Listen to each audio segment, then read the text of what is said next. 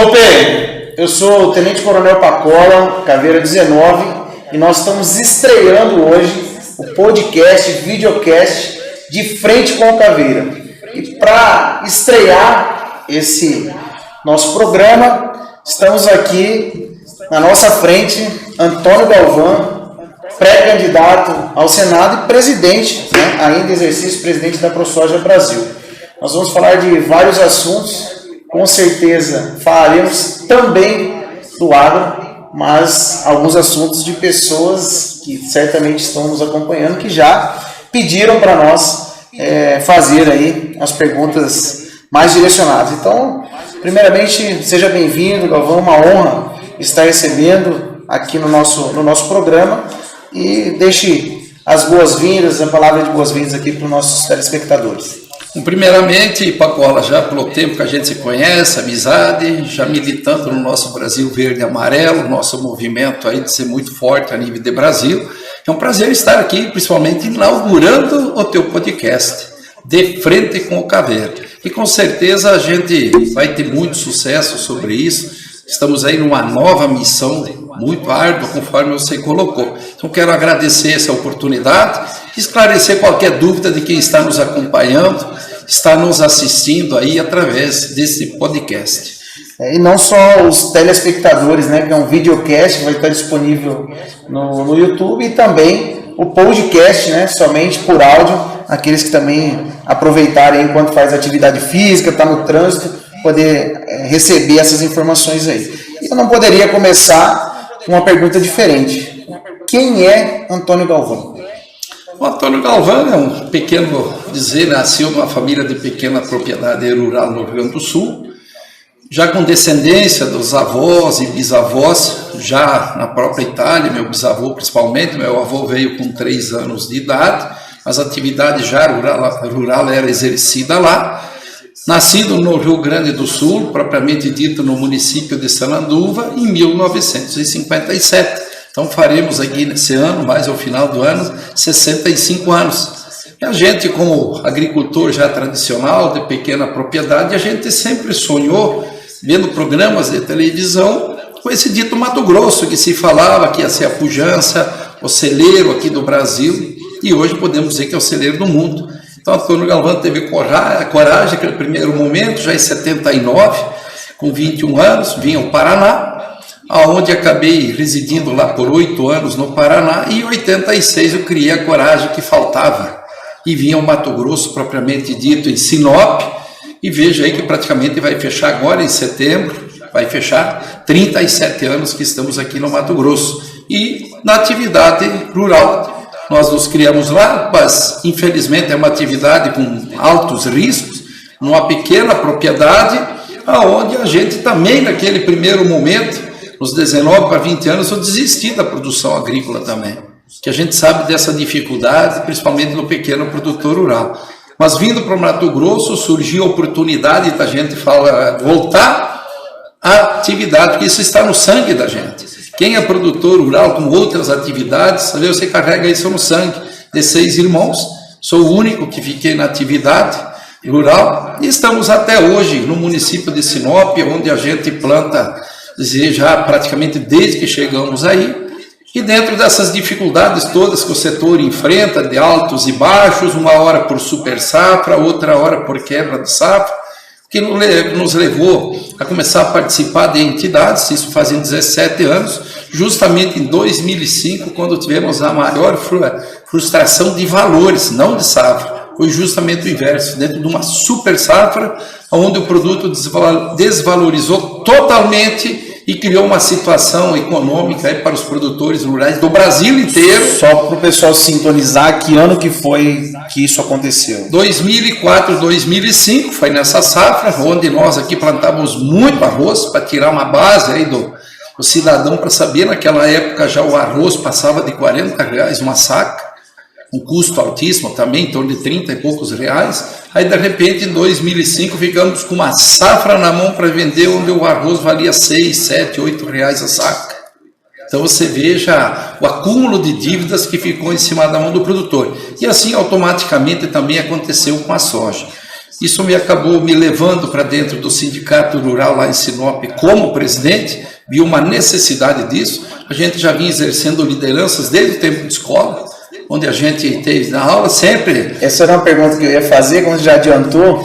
Eu ia perguntar quando que começou o exercício da liderança, porque há uma coincidência, né, principalmente no campo político, essas lideranças elas não nascem do nada, né? Normalmente já foi líder de escola, líder de sala, em algumas entidades. Você puder falar um pouco desse exercício da sua liderança, de lá de trás, e como que isso veio se consolidando, de chegar a ser aí o presidente da ProSoja Brasil.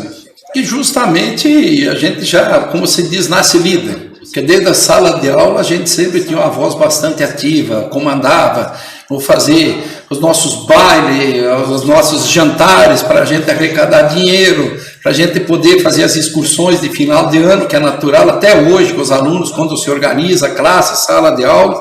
Então a gente sempre vinha à frente de tudo, puxando, como a gente fala, o carrinho para poder conduzir o restante da equipe. Então essa liderança já vem desde o tempo de sala de aula e chegando aqui depois no Mato Grosso, vendo aquela necessidade daquela crise instalada aí de preço do produto, onde criou um problema econômico enorme ao produtor rural, a gente acabou assumindo o sindicato de Sinop como presidente, onde a gente ficou aí por diversos anos, mas já começando a participar também, já de imediato, que praticamente a ProSoja foi criada também em 2005, por essa demanda dessa crise que surgiu dentro do setor. Então a gente participou também na própria Federação da Agricultura como diretor de 2007 a 2010, depois disputei 2 eleições na própria FAMATO como presidente, montei chapa, não estava satisfeito com a forma de coordenar a nossa federação, não tive sucesso nas eleições, mas muito cresceu a entidade, o próprio cenário em cima disso. E participando sempre como diretor da ProSoja, praticamente o seu surgimento. E vindo culminar aí em 2017, uma eleição onde eu liderei uma das chapas, nós tivemos uma disputa que a gente foi vitorioso, onde acabei ganhando essa eleição, nosso grupo, enfim, me tornei presidente da ProSoja Mato Grosso por 3 anos de mandato, 18, 19 e 20, e na sequência assumindo ali a própria ProSoja Brasil também, já dizer por unanimidade, sem ter disputa de eleição a nível de Brasil, que nós temos hoje a nível de Brasil 16 ProSojas estaduais que conglomeram, faz o conglomerado que forma a própria ProSoja Brasil e hoje estando ainda ativa como presidente dela. Então foi por trabalho, são 17 anos que a gente está disponibilizando o tempo, sempre correndo atrás dos problemas que surgem no campo, porque trato sempre o produtor rural, parece que como é o vilão de tudo, e na verdade é a solução de tudo. Porque sem alimento na cidade, com certeza absoluta que o caos seria muito grande se cada um tivesse ido para o campo. Então a gente sempre defendendo muito quem produz o alimento nosso de todo dia. Porque às vezes fala em soja, muitas vezes a gente ouviu, Pacola, mas eu não como soja, eu também não como grão de soja. Mas no momento que você está comendo um frango, um suíno, um peixe, um boi aí, a proteína animal ela tem origem sim na proteína vegetal, principalmente da soja, que você faz o farelo dela, que é a proteína vegetal, que transforma na proteína animal, e faz o complemento com o milho, que aí você forma as rações. Essas descobertas todas foi que a gente conseguiu produzir mais proteína animal justamente para a gente poder se alimentar. Maravilha. E nessa construção, né, eu conheci, fora, né, o nome, eu conheci a pessoa, no engajamento no movimento verde-amarelo. E o movimento verde-amarelo foi um movimento encabeçado por grandes lideranças do agro, né, a sua pessoa também, desde o primeiro grande movimento, mas não foi um movimento onde foram somente os pecuaristas, né, eu estive participando, não sou do setor agro, tive vários outros amigos lá, mas o agro é junto, né? O agro é Brasil e o Brasil é verde e amarelo. Eu gostaria que o senhor pudesse falar um pouco o que é, na verdade, o movimento verde e amarelo, como foi e da onde que surgiu a ideia e por que foi necessário demonstrar esse movimento popular em apoio às pautas que nós defendemos aí. A verdade é que o Movimento Brasil Verde e Amarelo ele iniciou em 2017, foi justamente quem que proporcionou isso, decisões tomadas dentro do nosso Supremo Tribunal Federal. Então tivemos duas decisões aí feitas, uma em 2010, a outra em 2011, por unanimidade de votos, que o Fundo Rural era inconstitucional a cobrança dele em cima do produto agrícola.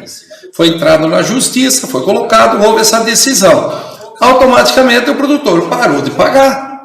Porque sentido você vai pagar se o Supremo Tribunal Federal, em duas decisões, inclusive, ele de 11-0 dá como sendo inconstitucional, e por surpresa nossa, em 2017 eles resolveram voltar para trás, dizendo que não, que o Fundo Rural era constitucional e devia pagar. Aí houve um acúmulo de dívidas novamente em cima do produtor, que os últimos 5 anos a Receita Federal pode executar, pode cobrar o produtor com essas decisões. Baseado nessas decisões do Supremo, na época que se criou o movimento Brasil Verde Amarelo pelo produtor rural, para justamente mostrar esse descontentamento, onde fizemos vários manifestos em Brasília, não aceitando de forma nenhuma, de repente, o Supremo Tribunal Federal voltar para trás depois de duas decisões de 11-0. Então, vai e volta. Eu sempre soube que as decisões tomadas lá na Casa Maior de Leis, onde, Casa Maior de Leis não, mas na casa onde você julga as leis, que não tivesse mais retorno. Aí surgiu o Movimento Brasil Verde Amarelo, fizemos vários manifestos anterior, depois a gente fazia manifestos, mas sempre já naquele momento apoiava o nosso deputado federal, Jair Messias Bolsonaro, pelo que ele já vinha defendendo no Brasil como parlamentar, hoje na nossa Câmara Federal, e aí acabamos utilizando esse movimento, esse grupo chamado aí Brasil Verde Amarelo, onde a gente veio se conhecer, principalmente nas pautas aí do ano passado, onde fizemos um manifesto em 15 de maio, onde juntamos aí mais de 100 mil pessoas em Brasília. Esse foi mais exclusivo do movimento Brasil Verde Amarelo, e automaticamente depois, com tantos outros movimentos junto do Brasil todo, a gente conseguiu fazer aquele belo movimento de 7 de setembro, que com eles, outros movimentos, eles, outras entidades apoiando, pela necessidade que se fazia de empenhar o apoio ao presidente e um repúdio pelas decisões sendo tomadas, novamente incluindo o Supremo Tribunal Federal nosso. E essa luta, né, essa batalha travada na época do Fundo Rural, ela foi exitosa? Como que foi o final, ou, né, por enquanto, como ficou essa história? Na verdade, esse assunto já está praticamente encerrando 5 anos e até hoje não tem decisão final. Ficou aquela primeira decisão, houve recursos, inclusive da própria exportação, onde se cobrava do produtor e sabendo que a lei Candir não podia. Então está se aguardando um voto, já tem mais de 2 anos, também para tomar essa decisão, do ministro Toffoli, para resolver esse assunto. E até o momento não foi tomada essa decisão final, mas quem foi notificado pela Receita Federal, ele teve que pagar. Aí foi criado lá uma lei em 2017, se não me engano foi a 13.606, aonde se deu um rebate e muitos produtores que foram notificados acabaram através daquela lei, hoje estão aí pagando por aquela decisão. Mas dentro dos recursos, está faltando aí um voto do Toffoli, que podia ter resolvido esse assunto, o nosso ministro Toffoli, infelizmente está no aguardo. Tem promessa agora, parece que para maio, para ter esse julgamento, mas já várias datas já foram marcadas no ano passado e ele não aconteceu até hoje. E essa bancada rural, ela vem crescendo, né, dentro do Congresso. Até a gente fala que é o B4, né, o B4, nosso projeto aí do B4, que é o Brasil, a Bíblia, o Boi e a Bala, né? As bancadas aí que são a bancada patriota, que se unificam, a bancada, né, cristã, evangélica cristã, a bancada do agro, da pecuária, e a bancada da bala, que é a bancada da segurança e defesa, né? Então são as maiores bancadas hoje dentro do Congresso, mas naquele momento, lá atrás, quando eles começaram, e a gente percebe, inclusive dentro do movimento Verde e Amarelo, essa movimentação, e aí eu vou direcionando para a próxima pergunta, com relação a essa decisão. Essa decisão não foi só do Antônio Galvão. Vários outros líderes também sentiram a necessidade de sair. A gente sempre ouve, né? Eu estou sempre ajudando, eu gosto de fazer os bastidores da política, mas tomar essa decisão, ela não é fácil, né? De você sair de uma vida que já é uma vida pública, né? Na condução de presidência associativa, mas de você sair para colocar o nome para um pleito, né? Aí no caso esse né, que é mais dificultoso ainda, que são as majoritárias, decidindo enfrentar as maiores máquinas, os maiores poderes econômicos, e diferente do que as pessoas pensam, né, do pouco que a gente já conversou sobre o assunto, é uma campanha que não está visando e não vai ser ancorada como outras campanhas de grandes pecuaristas, né? Não posso nem dizer se eram representantes do agro, mas eram agropecuaristas também, que fizeram campanhas milionárias para poder garantir essas vagas, né? Ocupar esses cargos aí, por interesses por vezes pessoais, às vezes de grupos, né? Econômicos, alguns grupos políticos. Mas enfim, gostaria de perguntar o que levou, né, essa decisão. O Antônio Galvão tomar essa decisão e falou: vou colocar meu nome numa possível candidatura senatória, como pré-candidato ao Senado. Que momento que essa chave virou e essa decisão foi tomada? Só para complementar anteriormente, quando você me pediu da criação do Movimento Brasil Verde e Amarelo, foram todas as lideranças dos principais estados produtores vendo aquela situação que a gente tomou a decisão para fazer os manifestos sobre o Fundo Rural. Então foram lideranças de vários estados e aí automaticamente se usou esse movimento, ele sempre esteve vivo, essa questão não está ainda resolvida para fazer isso, para fazer a criação do grupo Brasil Verde e Amarelo. Agora, o que levou realmente a gente a tomar essa decisão, por muitas e muitas vezes a gente começa a analisar o trabalho que praticamente quase 28 anos de uma pessoa dentro de um Congresso Nacional como o nosso, saber do histórico de corrupção e de negociata que tem lá dentro. E nesse longo prazo, você encontrar uma pessoa que não mudou o pensamento dele, não mudou o rumo do pensamento dele, não mudou o rumo das ações deles, e veio a culminar a ser candidato pela presidência do Brasil, onde a gente já vinha observando aquilo, já vinha dando apoio, o cara está certo, o cara tem que ajudar ele, disponibilizou o nome, fizemos a campanha passada, todo mundo de graça, ninguém tenho certeza que tirou um centavo do bolso para querer fazer campanha, nem para mandar dinheiro praticamente para o nosso presidente, vendo ele vitorioso, e esse enfrentamento feito com canibais, dá para dizer, né? Porque vinha acostumado numa política do toma lá da cá, que é meu voto, mas tem preço, isso é o que acontecia dentro do nosso Congresso Nacional, e hoje, quando a gente viu, estancou, zerou, eu falo que estão numa abstinência de 3 anos, quase 4 meses, aonde a gente não tem como ver ou deixar sem fazer alguma coisa. Então, o que levou a gente a tomar essa decisão, vendo o presidente em várias lives dele, várias falas, chegar até a chorar, por conta dele querer fazer um país realmente livre, que hoje nós já vimos aí por decisões tomadas aí totalmente arbitrariamente, fora da nossa lei, fora da nossa Constituição, mandar fazer prisões, mandar prender pessoas pelo fato de se manifestarem contrário a alguns setores nossos, ou seja, dos nossos poderes. Então, analisando isso, vendo a aclamação do nosso presidente, vendo a inércia dos nossos políticos a nível nacional, o caso do próprio Daniel Silveira, olha o absurdo, ter 363 colegas votando favorável à prisão dele, sabendo que o artigo 53 da nossa Constituição dava esse direito à liberdade. Se você não concordou com a fala dele, beleza, não estou aqui defendendo a fala do Daniel Silveira, mas estou defendendo o artigo 53 da lei,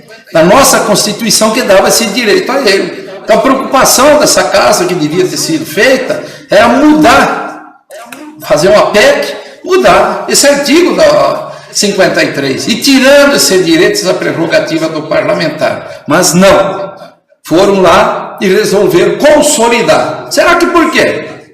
E 5 parlamentares aqui do Mato Grosso, 5. Tivemos 2 contra e uma abstinência, que não estava presente. 2 contra a prisão. Então veja essa aberração criada dentro de um cenário desse. Inclusive cobrei algum deles, falou que era melhor para o país. Será que era melhor para o país? Se eles tivessem tomado a providência correta, certa, o próprio nosso Senado Federal aí totalmente omisso, onde eu nunca vi, ao menos dos nossos 3 senadores, ter um deles se posicionar contra esses abusos hoje em cima da nossa Constituição. Eu ia fazer essa segunda pergunta, né? A gente falando dos deputados federais, nós vimos ali realmente, né, um posicionamento claro de 5 deputados federais de Mato Grosso que votaram favorável a essa aberração. e os senadores que sequer se manifestaram. Como que o senhor classifica essa ação ou essa omissão, em especial dos 3 senadores que nós temos hoje do Mato Grosso dentro do Senado? Numa única palavra, vergonhosa, totalmente vergonhosa. É isso que levou a gente a colocar o nosso nome, indignação. Falar que tentar pedir para fazer o contrário não resolve, era tempo perdido. Todas as ações que você fazia ou solicitava era ignorado. Então, para a gente não ficar aqui omisso também dentro de uma situação que eu acho que a gente pode e tem capacidade de você ser esse senador que vai ser eleito agora, nesse ano, eu coloquei meu nome à disposição. Porque ficar nos bastidores, único e exclusivamente reclamando, dizendo, achando, criticando, até agora nós vimos que não resolveu nada. Então eu coloquei esse nome, sim, hoje estou como pré-candidato ao Senado, acredito que muito credenciado, sim, a cumprir com que a nossa Constituição seja cumprida, seja por qual poder for. Não interessa qual deles é, porque são vários poderes que o Senado Federal tem a obrigação de votar favorável ou contra. Inclusive, sabemos aí que mais de 200 instituições, no momento da indicação do último, porque foi ainda o Temer, lá no mandato, quando o Temer assumiu no impeachment a Dilma, votou favorável a que ele assumisse o Supremo Tribunal Federal. E hoje, que tem o poder, mesmo o Senado, que tem o poder de tirar essas pessoas, não houve sequer uma movimentação, uma fala, ou alguma coisa que diga que o cara é contrário ao que está acontecendo no Brasil, pelo abuso que está sendo feito, não cumprindo, com certeza, a nossa Constituição.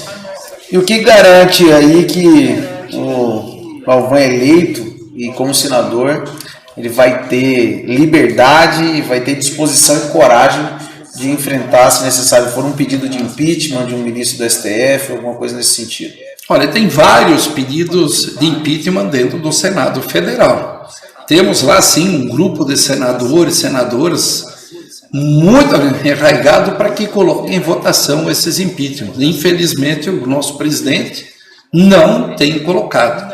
Agora, com certeza, serei mais um guerreiro que vou brigar para que esses impeachments sejam colocados em votação.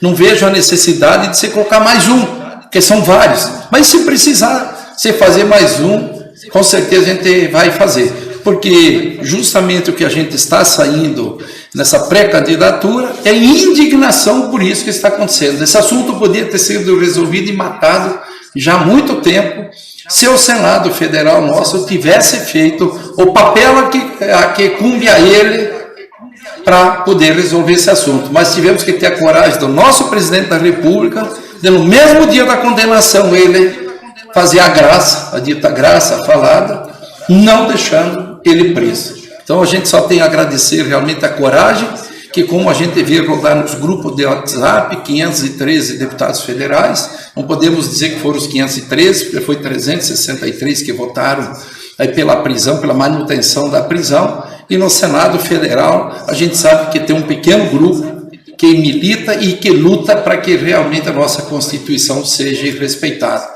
E os que a gente vê aí, hoje a grande maioria dos que estão indo aí ou tentando a reeleição, nenhum deles fizeram sequer um manifesto favorável que a nossa Constituição seja respeitada também pelos membros do Supremo Tribunal Federal.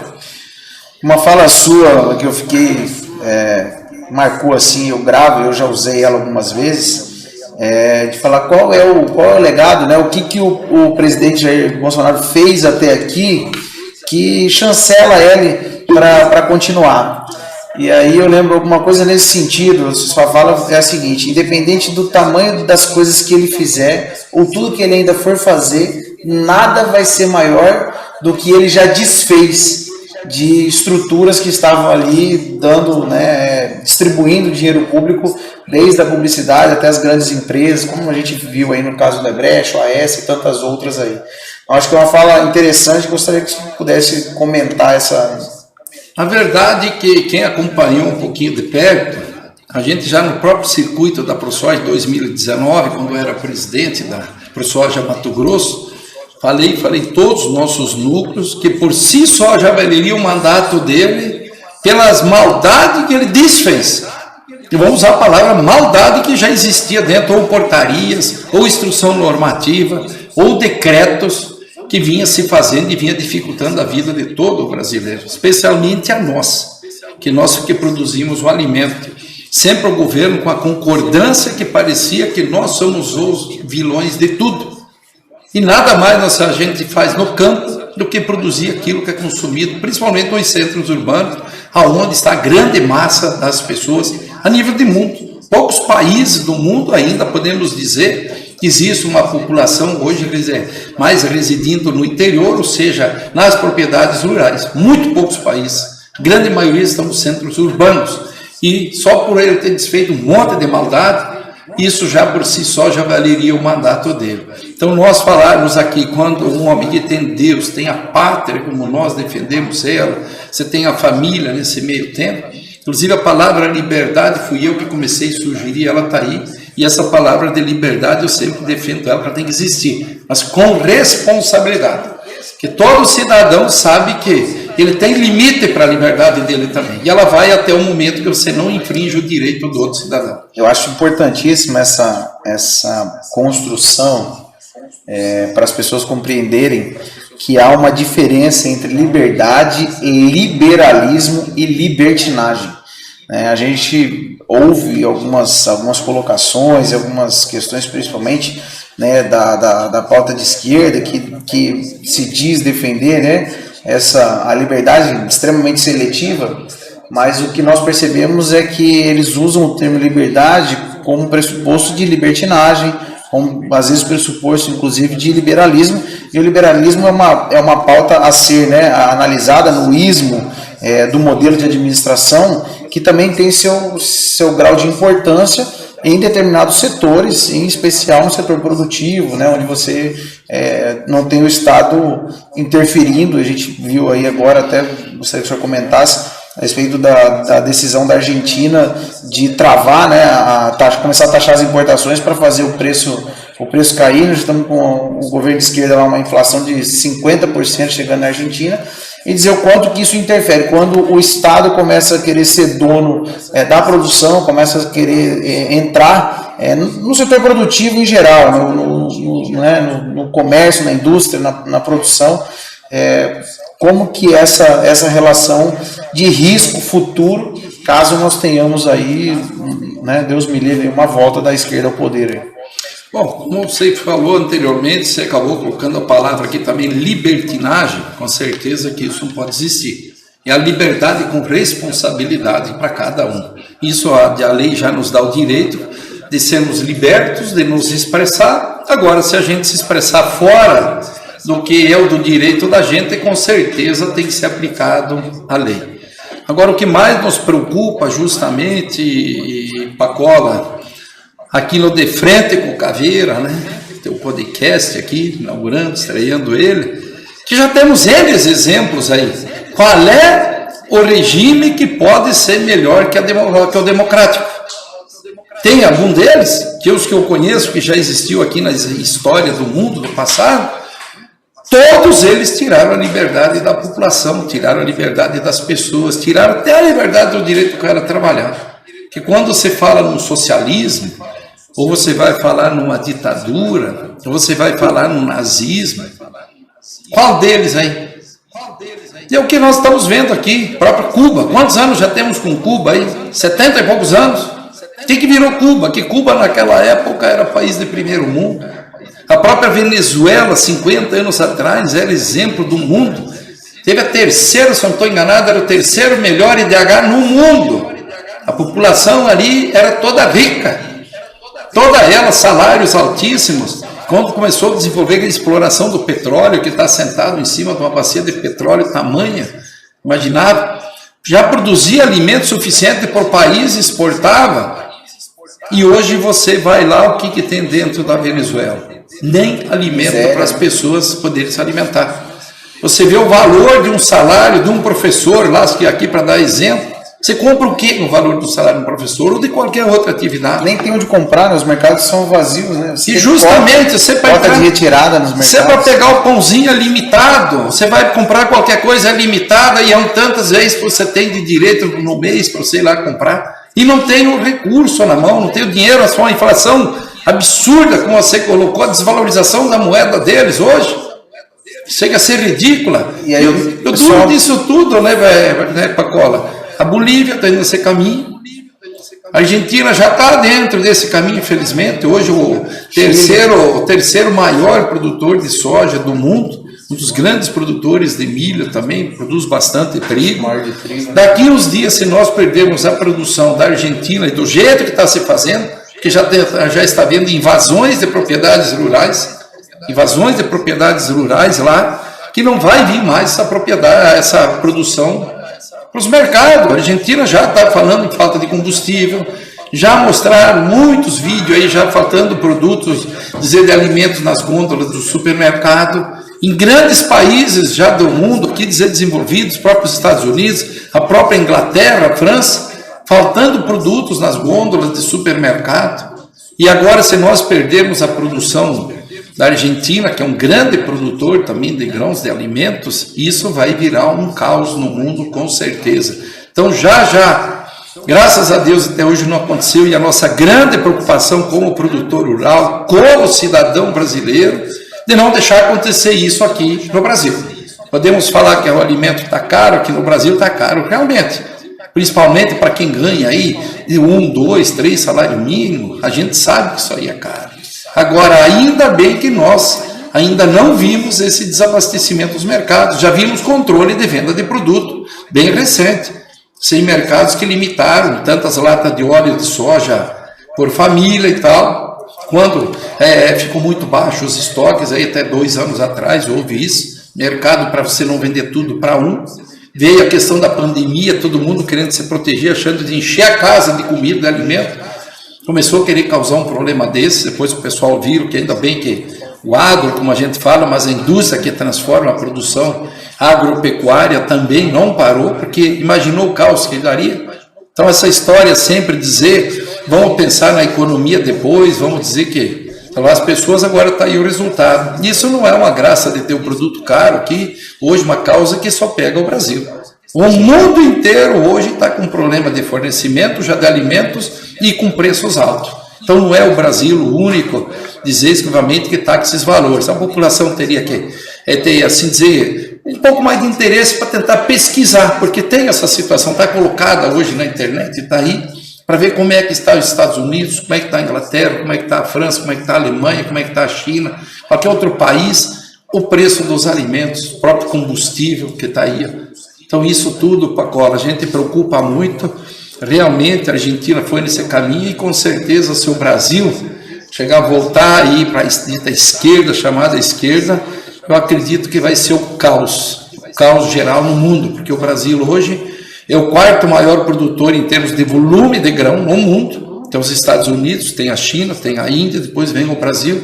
Agora, se perder uma capacidade de produção aí hoje, que o Brasil deve colher nesse ano em torno de 275 milhões de toneladas de grão, num universo de 3 bilhões e 100 milhões, mais ou menos, tem 10 anos, Pacola, que se produz no mundo a mesma quantia, tem 10 anos que a população vem aumentando seguidamente, e nos próximos 20 anos já falam em 10 bilhões de pessoas. Se nós não aumentarmos as áreas de produção... Qual é a área produtiva do Brasil hoje, em termos de espaço territorial brasileiro? Hoje o Brasil utiliza, em média, pouco menos de 8% para fazer agricultura, em torno de 20% para fazer a pecuária. Então você veja que nós utilizamos menos de 1/3 total da nossa área entre a pecuária e a agricultura. Agora, para a agricultura, dá menos de 8%. Você veja que os Estados Unidos usam 100% da área aproveitável deles da agricultura, eles não têm mais por onde expandir. A Europa usa 100% das áreas deles, que é passível de fazer produção de alimentos. Alguns países, no caso da Holanda, que aterraram até parte do mar para poder fazer mais território para plantar, chega a utilizar 70% da área para produzir alimentos. Então o que vem ocorrendo no mundo hoje é uma preocupação muito séria, mas muito séria, esse crescente aumento da população e não aumenta a produção agrícola no mundo, porque a China está saturada, o que ela tinha de terra para plantar está plantada, a Índia está plantada, a Europa toda ela é plantada, os norte-americanos, tanto no Canadá como nos Estados Unidos, é plantado, e regiões que ainda têm áreas que seriam passíveis de se plantar, aí tem esse ambientalismo radical, principalmente do europeu implantado aqui em cima com ONGs, que não querem deixar o Brasil aumentar a produção de alimentos. Mas como veio uma diretora semana passada aqui no Brasil da OMC, com a maior preocupação que o Brasil tem que produzir mais para poder suprir a demanda que o mundo está tendo. Segurança alimentar. Segurança alimentar. E, infelizmente, as travas nossas que são usadas, hoje até por multinacionais que compram nossos grãos, impedindo que o produtor exerça até o direito da pouca área que ele tem direito de abrir e fazendo ela legalmente autorizada pelos órgãos ambientais, eles não compram o produto desse produtor rural, fazendo dentro da legalidade. A dita chamada moratória da soja, que na verdade hoje não é mais moratória da soja. É da soja, é do boi, é do milho, é do arroz, é de qualquer cultura que dentro do nosso Código Florestal, da nossa lei, a 12.651, que te dá direito de conversão de área, se você fizer uma área nova, eles te boicotam. Então você veja que até grandes multinacionais se usam de um poder econômico abusivo, eles não respeitando a legislação brasileira. E esse assunto é um assunto bastante recorrente, já brigamos muito com isso aí. Agora vem diretores da OMC, da Organização Mundial do Comércio, preocupados que nós temos que suprir essa demanda. Suprir. Como que vai fazer ela se tem as empresas boicotando quem está exercendo o direito dele do uso do solo? Então isso preocupa muito aí, Pacola, nos próximos anos. Essa previsão aí de aumentar para 10 bilhões de pessoas aqui no planeta até 2050, são só 28 anos. Passa rápido. Eu achei que cheguei no Mato Grosso ontem e já são praticamente 37 anos, né? Foi tão rapidinho. Então isso deixa a gente bastante preocupado como cidadão, como produtor rural, e com certeza a gente vem por mais uma meta para mostrar isso. Se a gente tiver sucesso dessa pré-candidatura, virando a candidatura posteriormente, com certeza, eleição para a gente mostrar uma realidade que nós não podemos segurar um país que tem uma condição de suprir muito essa demanda pela falta de alimento e garantir o direito das pessoas de ter alimento, para a gente fazer uma luta também por mudança desses quesitos. Você falou da preocupação, eu ia emendar ali a pergunta, traz preocupação o senhor como representante, não só como pré-candidato ao Senado, mas como representante ainda em exercício da presidência nacional da ProSoja, quando um pré-candidato, né, vem, um ex-presidiário que é pré-candidato, fala que o MST vai ajudar a governar. Como que os produtores, o setor, analisam uma fala de um possível presidencial, um pré-candidato à presidência, dizendo que ele vai trazer, o MST vai participar do governo se ele for eleito? Isso é um absurdo, é ridículo, né? Você vê aí de um ex-presidente, foi preso, foi inocentado, a gente sabe como e de que jeito, mas ninguém tirou a pecha de cima dele. O cara que se apresenta como um pré-candidato aí novamente à presidência do Brasil não consegue sair na rua, é chincalhado para todo lado, por todo mundo, não vi mais ninguém sair para querer defendê-lo. Quando aparece alguém, meia dúzia de pessoas que vão lá defendendo, ainda achando alguma coisa, fica abertamente falando disso. Por isso que a nossa justiça, alguns justiceiros, vamos dizer, ele está fazendo 2 pesos e 2 medidas. Quando alguém apoiador do nosso presidente Bolsonaro fala alguma coisa mais pesada, nós somos punidos. E do outro lado a gente vê a vontade das falas de qualquer forma, de qualquer tipo, com ameaça. Inclusive ele ameaçou o próprio Supremo Tribunal Federal nas falas ali de pouco tempo atrás, depois soltaram ele, além de soltar ele a cadeia, ele saiu cuspindo fogo para todo lado e falando mal do nosso Supremo Tribunal, e nenhuma sanção aconteceu com ele. E lembrando que esse mesmo STF, ele tem 14 processos, né? Ele foi indiciado em 14 processos. Desses 14 processos, entre as condenações de primeira e segunda instância, mas no STF, 3 processos ele foi absolvido. Os outros 11 processos, eles foram anulados por erro processual. Então não quer dizer que ele foi inocentado, né? Foi anulado. E o que mais me indigna hoje, e eu acho surreal, é que hoje ele já passou 70 anos, nosso Código Penal, que é outra missão aí né, de quem vai estar lá no Congresso Nacional, nosso Código Penal é de 1940, em 1940 nossa expectativa de vida era de 52 anos, e a partir dos 70 anos ninguém mais pode ser condenado à prisão no Brasil. Então nós estamos entregando, né, nós não vamos entregar, né, Deus é mais, mas a possibilidade de assumir uma presidência da República, alguém que já é conhecido como, né, um dos políticos mais corruptos da história do Brasil, estando inimputável, ou seja, um cheque em branco, está sendo entregue um cheque em branco, se isso acontecer, para alguém que nem responsabilizado mais pode ser. Eu fico assim, acho surreal. Não tem nem explicação um assunto desse, é surreal, isso aí não tem o que você dizer. Eu acho que a condenação da pessoa independe da idade, mas sim da capacidade. Se você está lúcido, você está tranquilo, você sabe dos atos que você está fazendo, não teria idade para isentar o cara de qualquer punição. Agora, se a pessoa não está lúcida, se a pessoa tem alguma deficiência, algum problema, pode ter falado inconsequentemente, mas por fato de ter um problema, é de se pensar. Mas se uma pessoa independente de 70, 75, 80, 85 anos ou 90 anos que seja, se a pessoa está lúcida, as suas faculdades mentais, sabe o que está falando, não tem que ter exclusão de punição, não.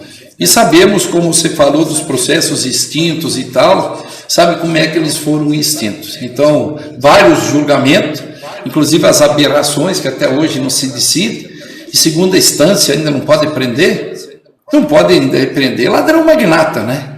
Mas e o coitado que rouba aqui fora alguma coisa pequena, ele não tem nem a primeira instância, ele já não tem de julgamento, já está preso, né? E ontem, tocando esse assunto, já começando, né, a entrar na pauta de segurança também, mas ontem nós tivemos um caso, né, que foi a morte de uma mãe, num roubo de celular, o ladrão acabou disparando, né, e matando ela, e no mesmo tempo que nós temos essa mesma pessoa, esse mesmo ser aí, defendendo a não condenação de quem rouba um celular, por exemplo, são objetos falo que é só oportunidade. Quem rouba o celular, rouba porque só consegue roubar o celular. Porque a hora que ele tiver a oportunidade de roubar um banco, ele vai roubar. Quando ele tiver a oportunidade de roubar um país, ele vai roubar. Então, define realmente que eles estão alinhados com relação aos valores, os princípios que eles defendem. Né? Isso é um absurdo, né, Pacola? Você dizer um roubo seguido de morte por conta de um equipamentozinho, de um aparelho de celular, isso é um absurdo, não tem perdão para uma pessoa dessa. A gente já viu vários vídeos aí, filmagem das câmeras, a maior crueldade, a pessoa entregar para o cara, tá aqui, e o cara dá 2, 3 tiros aí, como se vê circular na internet. Não tem que ter perdão para isso, não. Até se o cara pegasse só o equipamento e levasse, mesmo assim já tinha que ter punição, para ser exemplar, para não acontecer igual você acabou de falar. Faz o primeiro roubo, chama na delegacia, não pune nada, faz o segundo porque é pequeno, rouba a galinha, rouba para comer, daqui a pouquinho está planejando assaltar banco, está planejando assaltar loja, está planejando já de fazer outros tipos de delito. Então, historicamente, Galvão, é justamente isso que acontece na vida do crime. Ninguém começa roubando banco, é gradativo. Ele começa fazendo roubo à residência, todos os estudos apontam isso. Ele vem evoluindo até ele chegar a ser um assaltante de banco. Então é importante que a gente consiga colocar numa pauta muito em breve alguns assuntos que acho que é importantíssimo para o Congresso analisar com relação do próprio Código Penal, a questão da própria maioridade e da não punibilidade dos maiores de 70 anos. Acho que a gente precisa, assim, hoje a gente vê, né, fala que os 3 poderes era para ser o legislativo, o executivo e o judiciário, né? Mas hoje nós vemos 3 poderes, que é a mídia, o Ministério Público e o judiciário. Esses são os 3 verdadeiros poderes, né? O legislativo e o executivo hoje está na mão desses 3 poderes.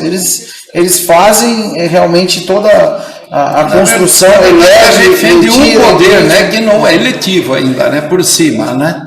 Está na mão de um poder aí, que se tornou poder na Constituição de 88, porque o judiciário não era considerado poder, acabou se tornando poder dentro da Constituição de 88, trazendo ele como dos 3 poderes. Mas o que tinha dos poderes era executivo e legislativo, que são as pessoas nomeadas pelo povo com o voto deles, dizendo o dia da eleição. Nós já temos ministros falando que o STF é o poder moderador, né? Essa Constituição, acho que era de 27, se eu não me engano, lá atrás, ainda quando tinha essa figura do poder moderador, né? Então, vê que eles mesmos se auto-intitulam como sendo o poder moderador do país, ou o semipresidencialismo, como ele já Eu acredito já falou, que o único né? poder moderador que existe, e isso sempre existiu em qualquer país, são as armas. Não pessoas, são as armas. Que é aí que fazem com as pessoas de responsabilidade façam as outras que agem de um poder efetuado e dado fazer as aberrações e os abusos. Então nunca foi, nunca será o judiciário o poder moderador, porque ele está lá para julgar as leis. E ele tem que julgar de acordo com as leis. Quem faz as leis, quem sanciona as leis, são justamente os poderes, ou seja, o legislativo, hoje na pessoa, a nível nacional, dos senadores e dos deputados federais, e com certeza com o aceite do executivo, hoje do presidente da República. E assim se sucede também nos estados, com as assembleias legislativas, com o próprio governador, e nos municípios, através da Câmara Municipal, juntamente com o prefeito. E fora disso, ninguém consegue mais fazer qualquer tipo de lei. E o judiciário justamente foi criado para dirimir as dúvidas que surgem, mas não para criar mais dúvida e mais problema, porque lá está escrito o que eles têm que fazer, e muito claro. Bom, já que entrou na pauta, né, era uma das pautas aí que eu tive algumas perguntas e pessoas que são do setor que eu já há anos faço parte, né, do setor armamentista, não só dos atiradores, caçadores, colecionadores, mas da segurança pública também. O presidente da República, ele colocou uma frase que eu acho que é uma frase muito acertada, né, relacionada à pauta armamentista, e fala que um povo armado jamais será escravizado. Então, essa é uma das primeiras ações de todo o governo socialista, de todo o governo comunista, é de proibir o acesso às armas. O cidadão, porque o criminoso, a gente já sabe que ele não segue as normas, independente da norma ser mais restritivo ou menos restritivo, ele não vai atuar nos limites, né? Se o limite é comprar 50 munições, 500 ou 5 mil ou 10 mil, enfim, ele nunca vai respeitar as leis, mas essa colocação, né? Então nós temos ali alguém dizendo, aqueles que quiserem podem acessar as armas e garantir o seu direito de defender, fala que a última barreira do crime é você, né? Então você tem que defender sua prole, seu patrimônio, sua família, sua vida, desde que você tenha condições para isso. Mas eu gostaria que ouvir, né, da sua pessoa, qual é a sua opinião com relação ao acesso das armas do armamento civil.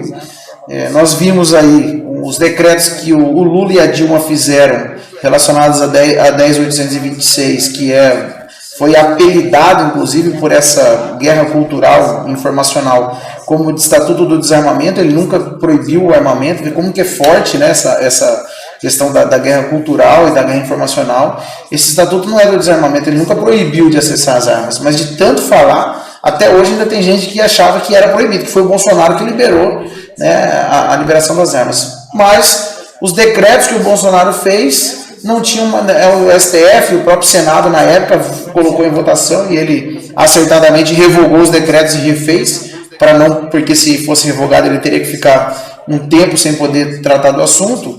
Mas o STF já tinha se pronunciado aqui também, e se pronunciou, né, derrubando alguns artigos, ou seja, dois pesos e duas medidas com relação ao assunto armamento. E eu gostaria que falasse, né, a questão do decreto que liberou o porte rural, que estendeu o porte além da residência, né, da edificação nas áreas rurais. O que isso impacta? Muita gente que é da cidade não consegue entender. O que mudou essa lei, o decreto do porte rural, estendendo esse porte para toda a propriedade? O que isso muda para quem tem propriedade rural? E a sua posição com relação ao armamento civil, esse acesso legal e legítimo às armas para aqueles que assim desejarem e tiverem capacidade psicológica e técnica para fazer? Bom, se você voltar, a gente teria que fazer um histórico um pouquinho do mundo. Todos os países que mudaram o seu regime, fora do democrático, começaram fazendo o desarmamento da população, uma série de fatores. Agora pergunta para qualquer um, estude um pouquinho da história da Suíça. Por que a Suíça nunca foi invadida e sempre teve guerra no entorno da Suíça? Vai ver o histórico do cidadão suíço. onde tem os governantes incentivam, dão a arma para o cidadão, tem treinamento todo ano. A Suíça, se não me engano, tem 2, 3 armas por habitante de média. Por que nunca ninguém colocou os pés dentro da Suíça? Todo cidadão suíço é um soldado potencial, né? Então, por que ninguém coloca o pé lá dentro? Bem colocado pelo presidente, cidadão armado jamais será escravizado. Então, você veja hoje os próprios números do índice que reduziu de criminalidade e quantas armas foram para a mão do cidadão de bem. Se você tem que colocar alguma dúvida, Pacola, você tem que colocar no ladrão. Porque quando você dá o direito do cidadão, porque não estamos aqui dizendo de forma nenhuma que ele tem que se armar, que ele tem que buscar uma arma. Agora, quem se sente protegido com a arma, e tenho certeza que a grande maioria do cidadão, dentro da sua propriedade, seja ela rural ou seja ela urbana, por que reduziu tanto o índice de criminalidade depois desse decreto que você falou hoje aqui dentro do Brasil? Então, a prova da arma na mão do cidadão de bem, ela faz bem e faz muito bem. Que os países hoje que têm a maior parte de armamentos são os países que têm os menores índices de criminalidade. Os Estados Unidos hoje tem estado liberando tudo, estado que você é proibido. O que acontece? Criminalidade, por exemplo, em Illinois, Chicago, onde proibiram tudo, aqui na Califórnia, a quantia que aumentou o crime. Agora vai no Texas. Inclusive os maiores ataques, né, feitos de atiradores ativos são em guns free, né? Então, justamente, vai nas Dakotas, mais ao norte dos Estados Unidos, tudo, aonde você tem a arma liberada para o cidadão. Agora, você pega uma arma, o cidadão vai dar um tiro aleatoriamente e mata uma pessoa, a punibilidade é exemplar. Então, todo cidadão de bem que tem uma arma, carrega uma arma, ele sabe que ele pode ser punido se ele usar aquela arma indevidamente. Agora, a arma tem que ter o direito, tem que ter a liberdade, principalmente dentro da sua residência, dentro da sua propriedade, alguém tem que pedir licença para entrar lá, que eu sempre subo. Bate palma, chama o vizinho, não interessa o que aconteceu. Então, o direito do uso da arma, ele tem que ser irrestrito no sentido de pessoas de responsabilidade. Porque como você colocou, ladrão não vai na loja, ele não pede porte de arma, ele não vai lá se inscrever, ele vai no câmbio negro e é o que mais existe. Então, só por si só, os números hoje, depois desses decretos, que olha que complicaram e ainda estão lá enchendo o saco para derrubar isso, porque o plano justamente de quem estava no poder antes era isso, já começou lá na criação do Fórum de São Paulo, falaram claramente para qualquer um que pior que o PT no poder foi o PSDB, o Fernando Henrique Cardoso, que ele começou com essa sem vergonhice, foi ele que iniciou todo esse processo, foi disfarçado de cidadão de bem, mais do que provado isso, que foi ali que começou o assunto, e a criminalidade só vinha aumentando. Então, em qualquer país hoje, você tentou desarmar as populações e você chegou a desarmar, o que se tornou? Saiu fora do regime democrático. É exemplo prático aqui dos países que nós já citamos, aqui Venezuela, Bolívia, própria Cuba, Coreia do Norte, desarmou a população, deixou elas refém de um sistema de governo perverso, totalmente perverso. E está acontecendo o quê? Passando fome, que a primeira coisa que o cidadão sente quando você não tem dentro de casa é a fome. A falta da comida, a primeira coisa. Aí começa a própria educação, as escolas já precárias ficam pior. E o que vai ensinar? Essa perversidade que você vê, as nossas universidades federais, da forma com que a gente vê aí, desenhadas, já visitamos N e N universidades nesse mundo todo, nas nossas viagens. Você não enxerga um vandalismo total que você fazem dentro, em paredes e tudo, afora vídeos aí explícito, e você mostrando aí nudez aí direto, dança, meio, mas tudo normal, parece que aquilo parece que trata tudo como um artista, pessoas que não têm a menor índole. Então a gente é totalmente favorável, sim. Mudou muito também as próprias invasões de terra, não porque o cidadão ficou armado, mas isso ajudou, mas também a própria retirada aí, dizer dos valores que os governos anteriores financiavam de alguma forma para esses movimentos ridículos.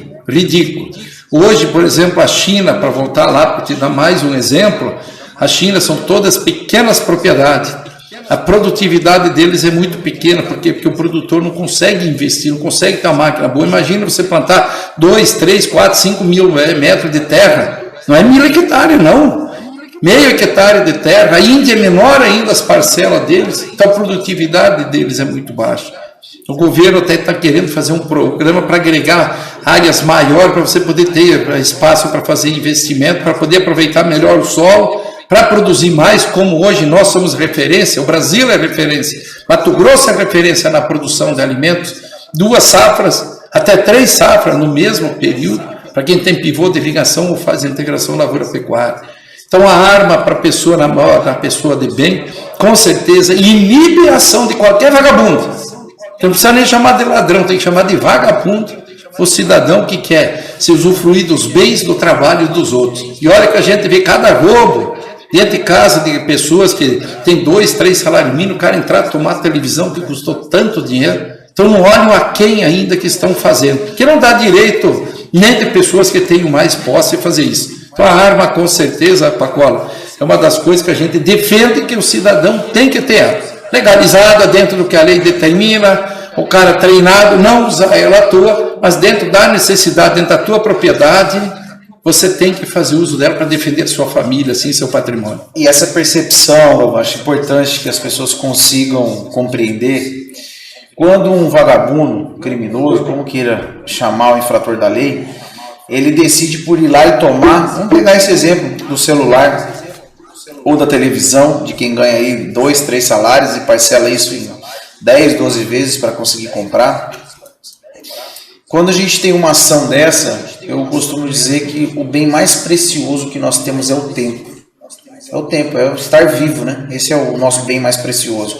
Que é igual para todo mundo, é a única coisa que é igual para todo mundo. As mesmas horas que tem para mim, tem para você, tem para o presidente dos Estados Unidos e tem para o morador de rua. O dia só tem 24 horas. Exatamente. E é para todos. E quando você leva da pessoa, fala o seguinte, quanto tempo da vida dela ela destinou trabalhando, se afastando da família. Então, quando a pessoa rouba o celular dela, ela roubou o tempo que a pessoa ficou afastada da família, se dedicando ao trabalho, para ela conseguir, de maneira honesta, adquirir aquele bem. Para vir falar de vítima da sociedade, para vir falar de vítima do sistema, para vir falar nessa bandidolatria que se tenta colocar dentro do Brasil, eu não vejo essa possibilidade.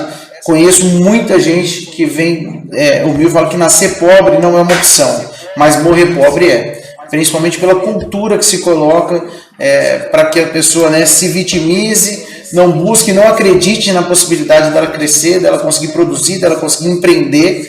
E acho que esse ponto aí ele entrelaça todos os setores, que aí quando a gente fala do setor do agro, que é a capacidade de você ter uma arma ali e proteger a sua propriedade da invasão do MST, a sua produção, o defensivo agrícola, que a gente sabe que é alvo aqui em Mato Grosso, né, muito forte. E por que eles fazem isso? Para comercializar. Quanto tempo você tem que produzir, dedicar para comprar aquele defensivo que o cara vem ali e te rouba. Então acho que essa conexão, quando a gente fala das armas, é muito mais do que a arma propriamente dito, né? Mas é sim sobre aquela defesa que a gente faz do pressuposto da liberdade. Para você ser livre, né? O hino do Rio Grande do Sul tem um trecho, né, que fala muito a respeito dessa questão da liberdade, mas é importante a gente conseguir conectar com as pessoas que estão lá e observar que aquilo ali que a sua capacidade de autodefesa, de autoproteção, vai muito além de você simplesmente ter uma arma. Você comentou aqui bastante as horas de trabalho que uma pessoa faz, às vezes, para adquirir um bem, e aparece um vagabundo e leva. Mas você já viu algum desses caras vagabundos ser deficiente? Ter deficiência física? Eu não vi nenhum cadeirante sair assaltando alguém ou faltando uma perna, andando de muleta. Eu vejo pessoas bem preparadas até fisicamente para poder fugir da polícia. Esse cidadão não está com saúde suficiente, não está perfeito fisicamente, ele não podia estar trabalhando como aquele cidadão que ele foi roubar? Que eu não vi nenhum. Você já viu algum cadeirante assaltar alguém? Você já viu alguém andando de muleta? Trafficando, eu já vi. Trafficando, sim. Mas o roubo direto, porque normalmente você tem que fugir da polícia, tem que correr. Então por que essas pessoas não vão trabalhar? Porque os crimes, dizer que são bárbaros, que justamente o cara pegar o celular da vítima, a vítima não reagir, você dá um tiro na cara de uma pessoa saudável, uma outra pessoa saudável aí dizer sem nada. Então isso que é ser vergonha, isso não tem que ter punição. Hoje mesmo a Inglaterra, com quantos anos já ela pune o infrator lá de idade? 13 anos você já leva a condenação, 13 anos. A Indonésia, com quantos anos ela pune uma infração, dizer que seguido de morte? Com 8 anos de idade. 8 anos na Indonésia. Aquilo me chamou a atenção aí, bem recente, vi uma matéria que circulou na televisão, que no Brasil agora você quer baixar para 16 anos, não pode. 18 anos, marmanjo, que era para estar trabalhando há muito tempo. Nós começamos a trabalhar, eu comecei a trabalhar, desde que eu pudesse segurar um balde, eu já estava acompanhando para tirar o leite das vacas, que meu pai tinha lá no sul, podia carregar um balde para levar um resto de comida para os porcos. E a gente foi se criando dessa forma. Você podia fazer algum tipo de trabalho, não interessava se eu tinha 5, tinha 6, tinha 7 anos, já vinha te doutrinando para trabalhar. Agora a própria legislação nossa também faz você criar as pessoas a serem, vamos falar, dizer a verdade, sem iniciativa nenhuma, sem vontade, praticamente dizer um vagabundo, pela própria legislação. E depois desse período de 88, nessa nova Constituição garantista, nós vimos surgir um problema, né? Costumo dizer que nós temos uma guerra em 4 níveis a ser enfrentada. Uma guerra no campo intelectual, né? No campo cultural, que é a guerra informacional, cultural, político e a física, que é o que a gente sente. Mas o que aconteceu? Hoje nós temos um direito, né? A gente fala muito de direitos humanos, ninguém fala sobre direitos humanos da vítima. Eu nunca vi, perdi vários amigos policiais, tem tantos outros que hoje estão numa cadeira de roda, que foram vítimas de ações de criminosos. Eu nunca vi esse representante de direitos humanos estar visitando as vítimas, está sempre em defesa do criminoso. Isso tudo faz, né? Infelizmente a esquerda tomou e nós descuidamos nisso. Falando do legado do presidente, um dos grandes legados que o presidente deixou também, que as pessoas até dias atrás achavam que PSDB era direita e PT era esquerda, né? Esse teatro das tesouras, da mesma balaia. E aí você consegue fazer hoje uma visão. Eles tomaram conta dos centros acadêmicos, então toda a parte de formação intelectual vem doutrinando massivamente, né? A doutrinação em massa. A cultura está toda dominada também pela esquerda, e aí vem utilizando esses exponenciais para também influenciar. E aí a mídia de massa, que a comunicação também está na mão da mão da esquerda, mas surgiu um fenômeno no meio de tudo isso, que foi a internet, né, as redes sociais, e que acabou mudando. Então acho que realmente esse é o momento de pessoas aí, como o senhor, né, e outros tantos líderes que estão se colocando à disposição de acreditar que é possível fazer uma política sem ter o poder econômico dominando. Bom, foi justamente o que Gramsci pregou, né? Vamos tomar os ensinos, as nossas universidades, vamos iludir os artistas, vamos levar esse assunto, dizer que nós vamos conquistar. E foi o que aconteceu.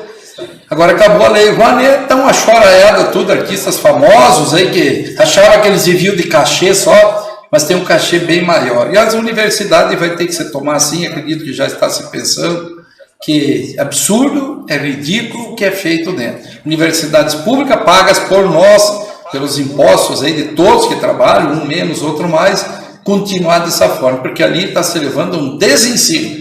Diz a verdade, nada de ensino do que se precisa fazer.